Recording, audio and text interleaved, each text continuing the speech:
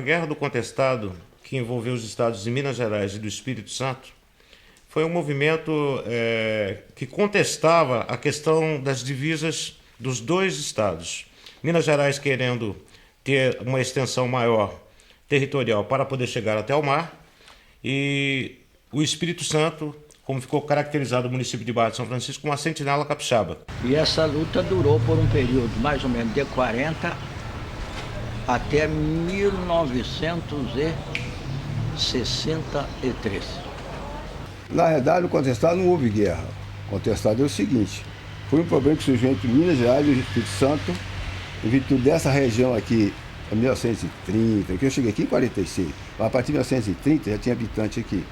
Só que o pessoal, os habitantes aqui, todos de Minas Gerais, porque então o pessoal buscava recursos lá em Resplendor, lá em Conselheiro de Pena, que é a cidade de Minas Gerais, né?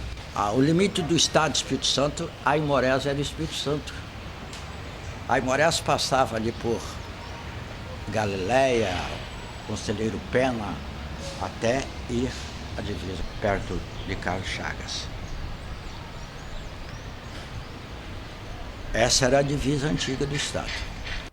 Nós ficamos conhecidos no Espírito Santo como Sentinela Capixaba porque nós resolvemos frear os mineiros, não deixar que eles avançassem e chegassem até o mar.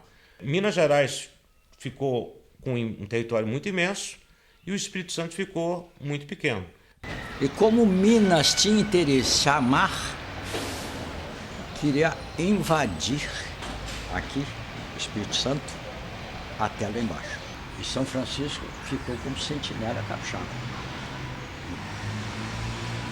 Enfrentou o grande estado de Minas Gerais com bravura. Então, de fato, é uma sentinela capixaba. Na verdade, o que acontecia naquela época, eu percebo isso hoje, é a falta de cultura, porque naquela época a população praticamente era analfabeta.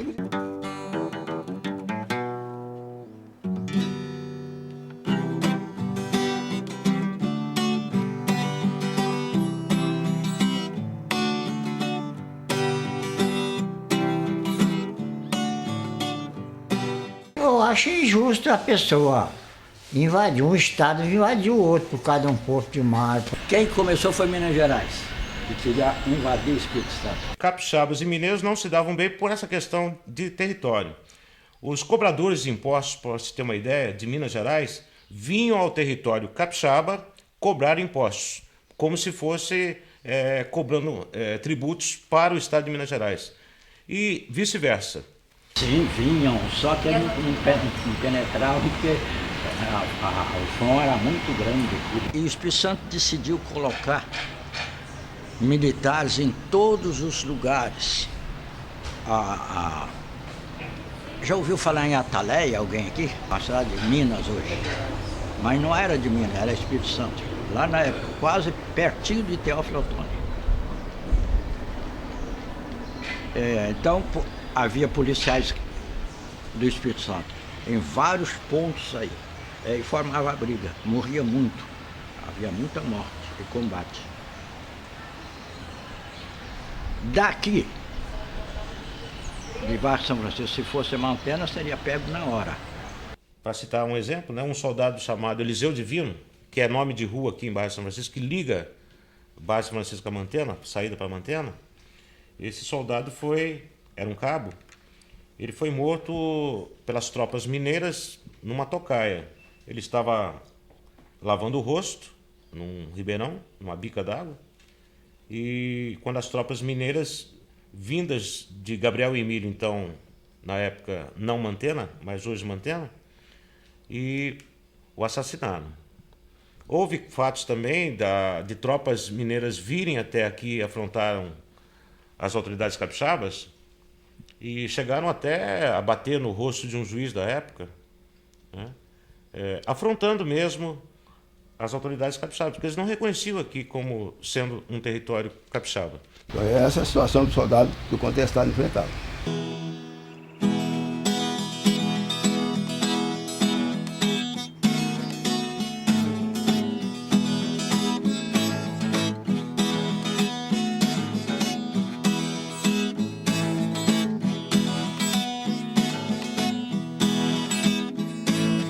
O estado de Minas Gerais ficou com a maior parte da terra, inclusive uma antena ali.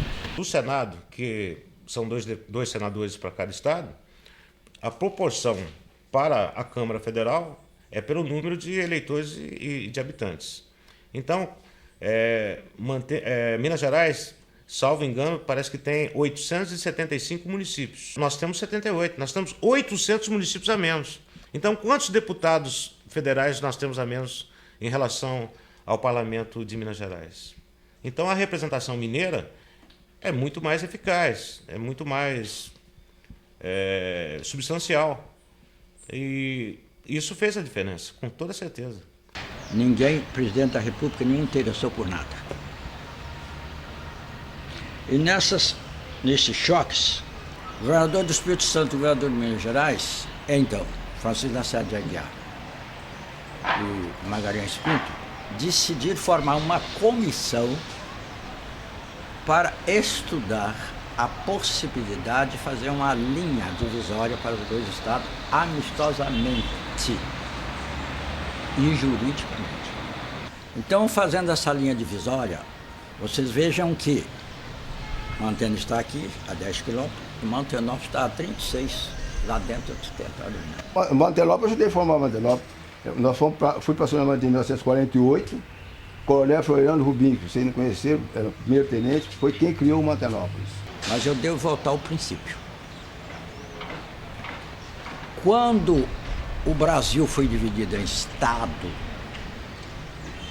o exército brasileiro, no seu trabalho, o limite do estado do Espírito Santo, a Aimorés era o Espírito Santo.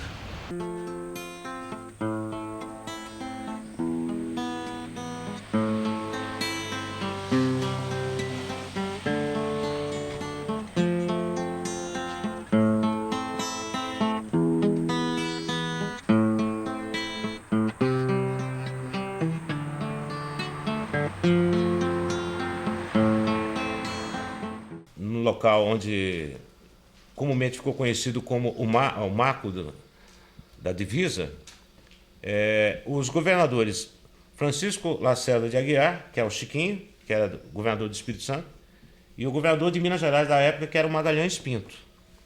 E ali fizeram um acordo de que ambas as autoridades aceitavam os limites impostos pela divisão feita pelo Exército Brasileiro.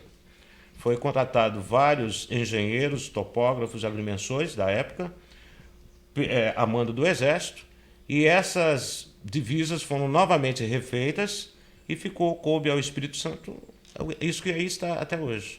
Dia que foi assinado o anistício, que o doutor Francisco Lacerda de Aguiar, então governador do estado do Espírito Santo, havia um pousozinho lá em Mantena, um aviãozinho pequeno, e nós fomos buscá-lo lá e trazê-lo para aqui. A divisa aqui ficou ali, como nós chamamos de Posto do Bananal.